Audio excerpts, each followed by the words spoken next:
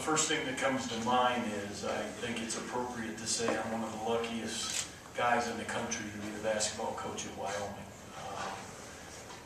The staff that we've put together and we've been able to maintain has done a fantastic job making all of our lives easier. And of course, when I took ill last year, the most credible piece was that our players gave them the ultimate respect, not just because we won, but because they gave them the ultimate respect and responsibility.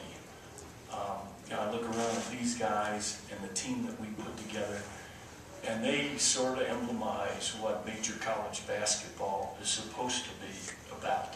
There's a lot of places that I've been where I'm not sure that was the place. And then an administration, Cowboy Joe included, that really cares about the student athletes and the university. That too is unique. The price that you pay sometimes to attempt to be the best, the price is in the pudding here at Wyoming. They care. You look at the resources that we have now, you look at the time spent getting to know student athletes. That's different. That separates this place.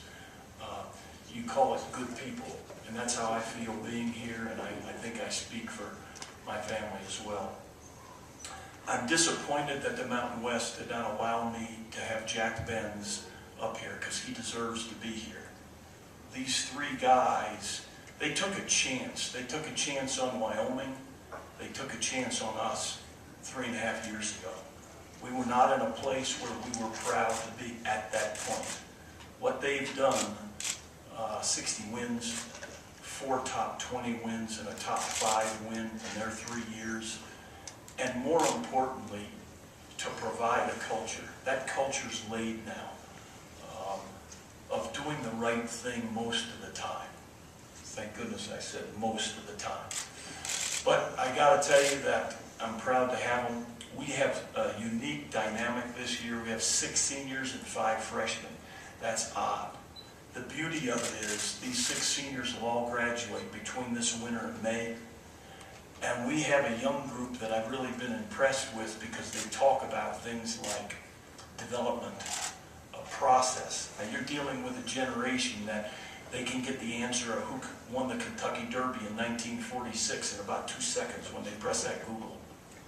These guys have a level of patience, and they're learning. I hear a Lieberman and a Gorski talk about learning from Adams and Grabau. I hear 2 rookie big men, Barnes and Williams, talking about learning from Nance and Cook and Sellers. Those are good things. Those are unique to Wyoming. You do not see that a lot of the places that I've coached. So, yes, we have to get better this year. We have to get better at defensive rebounding. We have to get better offensively, screening and having a better IQ of how to use screens. But these guys have, I guess, a golf term. They put us in position to be in position. And yeah, I want to chase a championship at Wyoming. And like the other 365 plus teams in America, we want to get to the dance too. But I think we are mature enough, coaches and players both, that we focus on a mentality of a do. We want to be aggressive every day. We want to have a level of discipline every day. Most important, capital U. We want to be unselfish in everything we do. So I'm proud to be their coach. I hope we can do for you on the floor what the university has done for us with the new facility. At this time, just a reminder to those on the phone, if you want to ask a question, please press 14. At this time, we'll open it up to questions here in the crowd. Larry, this is for you. Obviously, the $1 million question you've been asked probably a million times, but how's the latest health update? How are things going? And any timetable of when you may be cleared, so to speak, by the doctors? I feel great. It's been 7.5 months.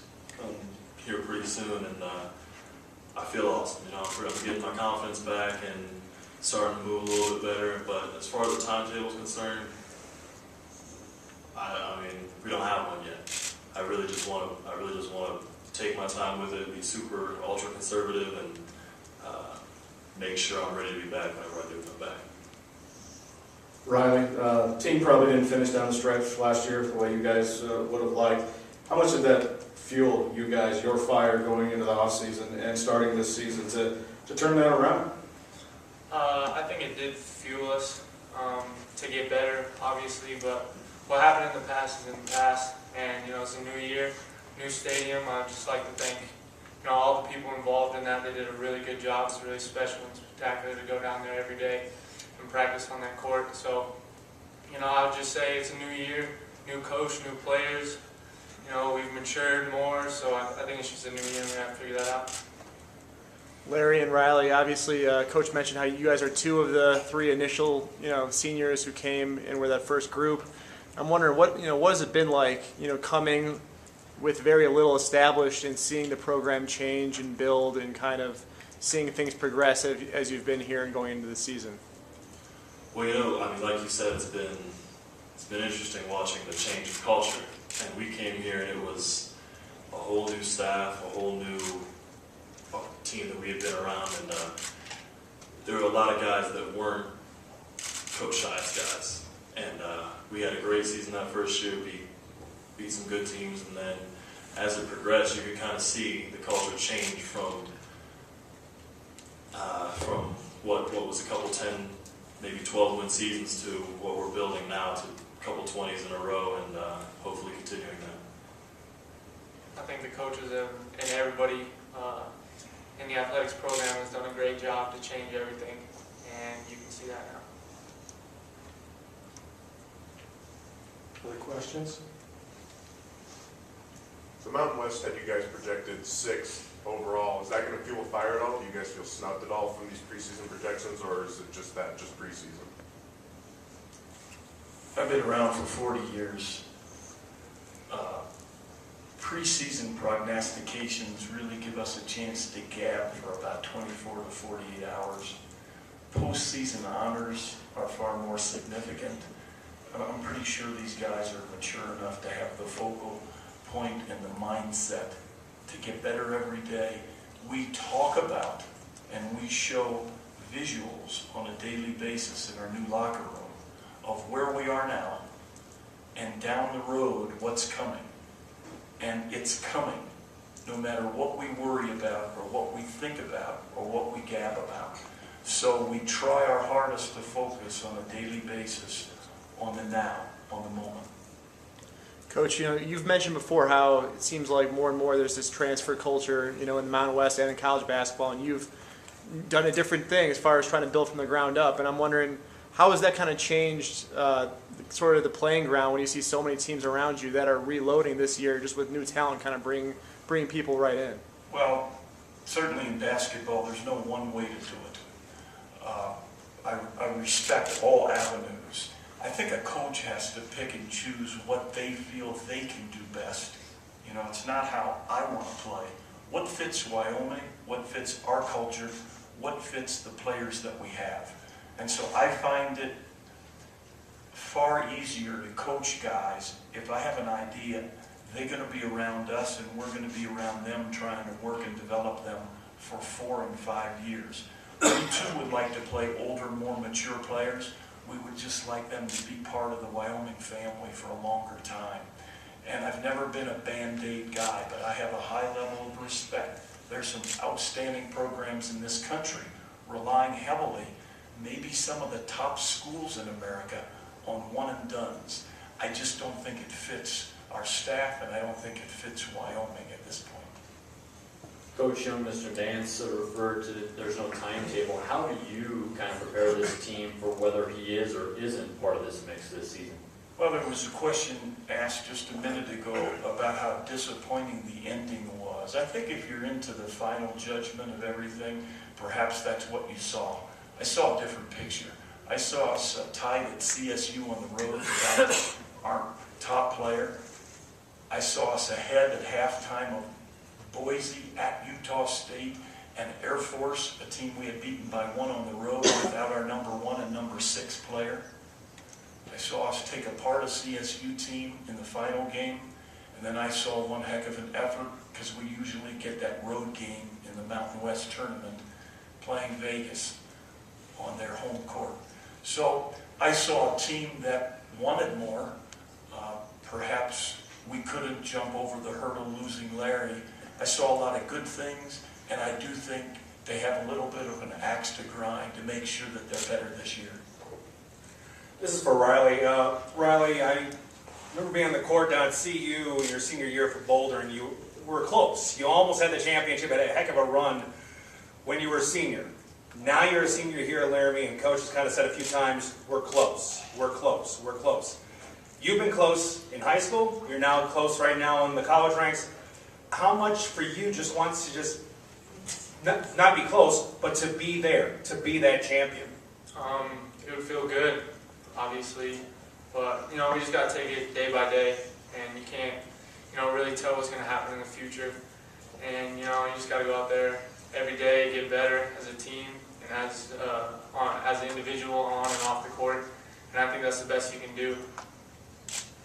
These guys are champions. If we're only looking at the win and loss record, we're relying on only the wins and the losses and the score. These guys are champions. They're going to leave here with a solid Wyoming degree, a whole lot of wins, and a lot of good friends for life. Larry, Coach mentioned the freshmen coming in and sort of looking up and learning from you guys. I'm wondering, what have you seen? You've seen a couple of freshman classes, obviously. What have you just seen from those guys just progressing and being hungry to learn and just to move forward, I guess, since they've been here? Well, it's pretty neat that I came in with 6 freshmen and 6 seniors, and now I'm a senior with a whole bunch of freshmen. So I kind of get to understand the other side of things. And these guys have been great. We got a good mix of kids from Florida, California, Colorado, from Sweden, from everywhere. And they've been great, asking questions to us older guys when they have any. And of course, Riley, myself, Jack, DC, the guys that have been here the longest, are doing our best to help push them towards where they want to be, towards where they can be. And this freshman group is going to be special.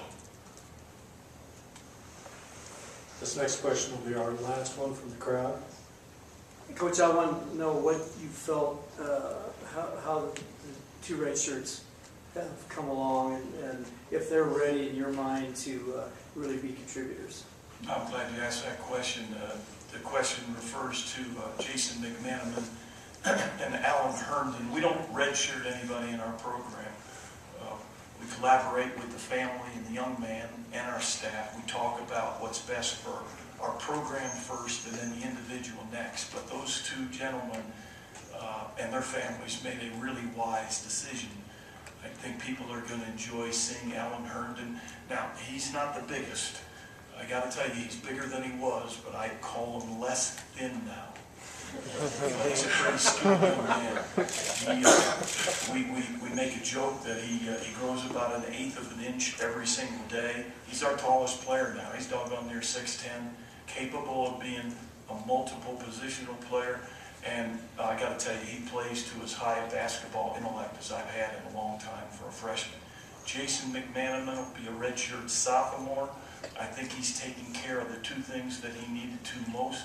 He worked really hard on getting in better condition and weight training, and I think he carries himself with a little more confidence right now. So I think both of them made great decisions, and this is the time that you would be looking back and saying, did I or didn't I?